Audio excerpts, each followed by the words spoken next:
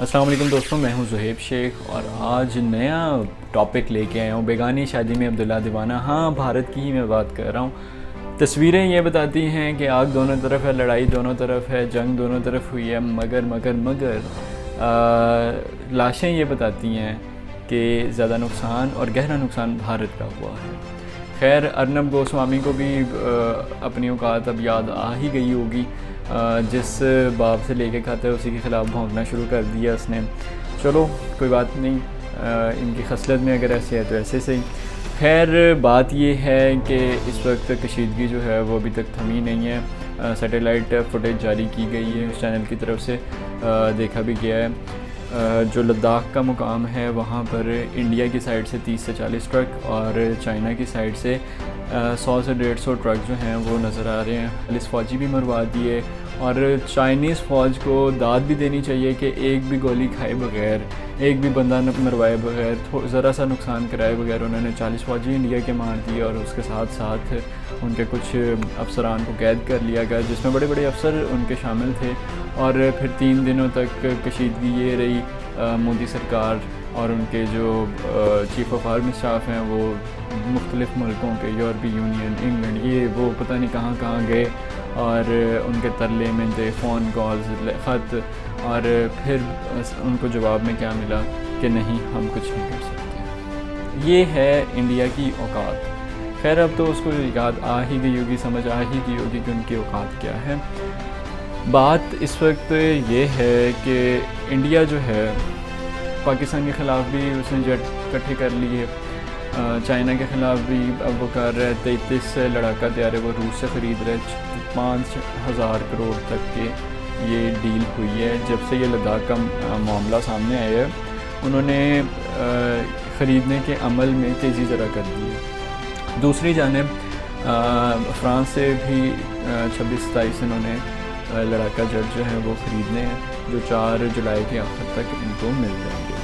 अब बात ये है कि अब इन्होंने करना क्या, जब चाइना भी मुखालिफ हो गया, वह पाकिस्तान तो पहले ही मुखालिफ था, कभी पाकिस्तान में घुस के आ जाते हैं, कभी चाइना चले जाते हैं। वैसे इंडिया के घुस के मारने वाली आदत गई नहीं, लेकिन हमेशा इनको नाकामी ही हुई है।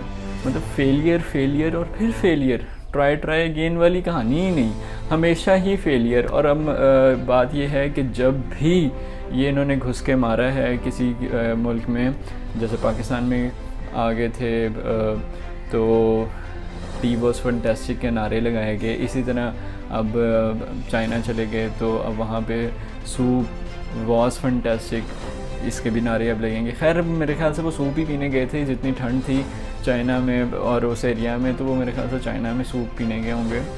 चाय तो वो यहाँ पे पी गए थे और अब ज़रा कहवा पीने के लिए या फिर मिल्क शेक वगैरह पीने के लिए जो है वो नेपाल घुस जाएंगे। नेपाल ने भी अब आंखें दिखानी शुरू कर दी हैं। नेपाल ने भी अपना बॉर्डर का तयन कर लिया, चौकियाँ बना ली हैं और हेलीकॉप्टर के ज़रिए उन्होंने भी अपने फ़ौजी जो हैं वो बॉर्डर पे भेज दिए हुए हैं।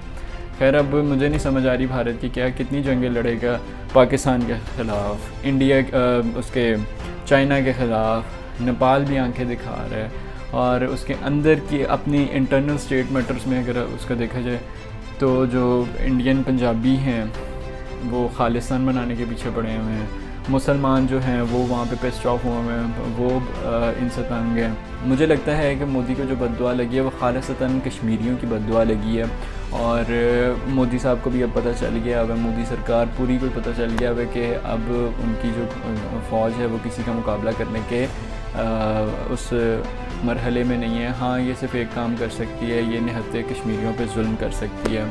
अर्नब गोस्वामी जो बड़ा बढ़ के मार के बोलता था वो ख़ुद इस वक्त करबो बला के मरहले से गुज़र रहा है। समझ उसको भी कुछ नहीं आ रही, वो करे तो करे क्या, किस तरफ जाके मुँह चादर जितनी हो उतने ही पाँव फैलाने चाहिए। और इंडिया हमेशा अपनी औकात भूल जाता है, उसको अपनी औकात याद रखनी चाहिए।